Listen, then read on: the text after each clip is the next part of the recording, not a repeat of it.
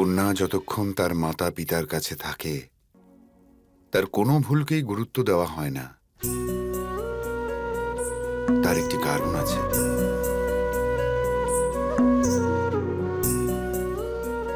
মাতা পিতারা এই সৌভাগ্যের অধিকারী হন যে তাঁরা তাদের কন্যাকে জন্ম থেকেই জানতে পারেন।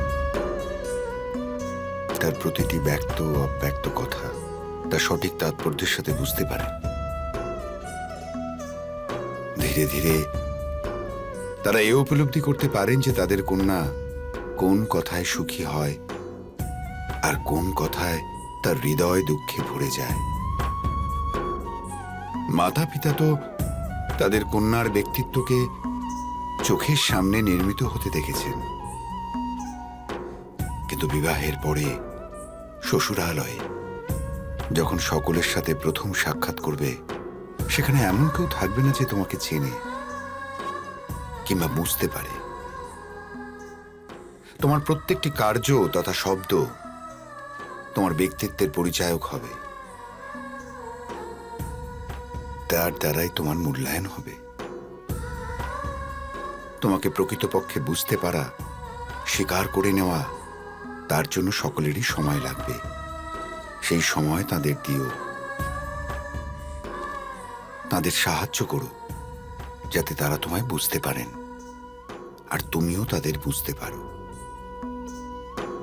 এই প্রচেষ্টায় থেকো যেন তাদের হৃদয় জয় করতে পারো। হ্যাঁ, এ কথা সত্য, প্রায়শই এই কাজ সহজ হবে না।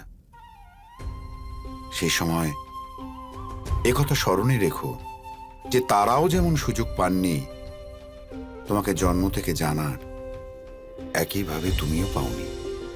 সেই সময় তুমি তোমার বিচার বুদ্ধি ও শিষ্টতা সহ সেই পরিস্থিতির সম্মুখীন হয়েও, আর তোমার ধৈর্য কখনো যেন না হারায়। আর পুত্রী, যে কোনো পরিস্থিতিতেই নিজের আত্মসম্মানের সুরক্ষা অবশ্যই করো।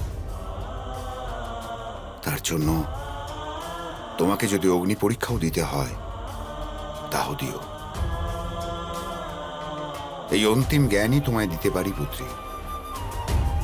পিতাশ্রী, আমাদের চলে যাওয়ার পর মা একদম একাকী হয়ে যাবেন। আপনি ওনার প্রতি লক্ষ্য রাখবেন।